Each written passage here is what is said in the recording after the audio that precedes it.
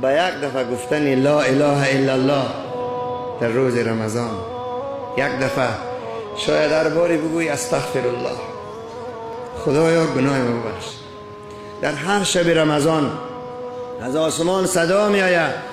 آیا کسی است مشکلی داشته باشه؟ برادر پسر قاری صاحب گفت که یک کسی مشکل داره، خداوند مشکلش آسان کنه.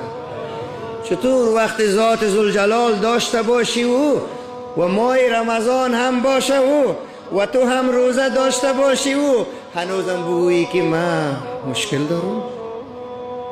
چطور مشکل گشایش پیدا نکنه؟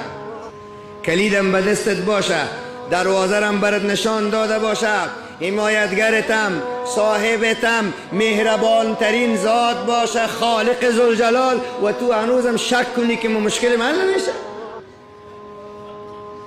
مشکل کشای حقیقیم ذات ذوالجلال سمیع علیم باشه و تو روزم بدهن باشی. در شبای رمضان صدا می کس مشکل داره، مشکلش حل کنم. و در حدیث دو چیز می آید، کسی توبه میکنه توبهش قبول کنه، توبه کرده باشه. اگر توبه نکنین روزه بگیرین گناه کبیره بخشش نمیشه، صغیره بخشش میشه. خداوند برتان توبه نصیب کنه. دعا میکنی که به ما هم توبه نصیب شود. الله به ما توبه نصیب کنه، توبه نصوح نصیب کنه. ما میخواهم پاک باشم، شما چی؟ خداوند پاکتان بگردانه.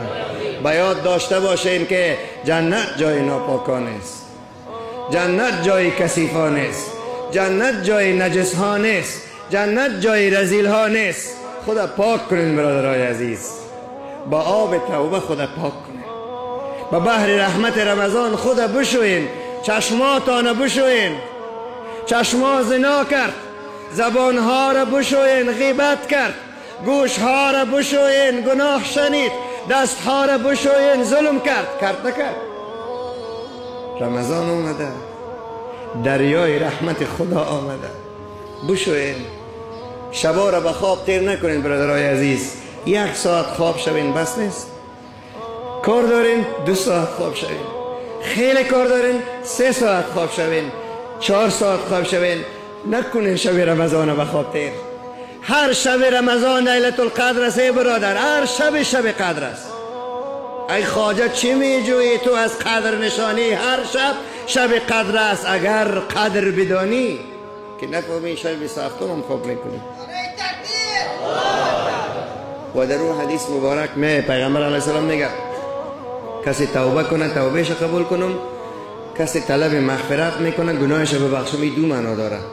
یکی توبه است که استغفار رو میگه که من 40 ساله هستم، 40 ساله گناه گذشته میگم خدایا همین 40 ساله رو ببخش.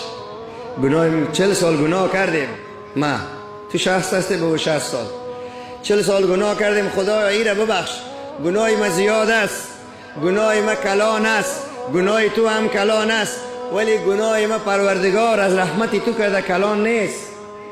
گناه ما اگر با آسمان رسیده 40 60 70 90 100 سال هم کس گناه کرده، ولی حال رجوع میکنم پروردگار گناه ما از رحمت تو کرده زیاد نیست.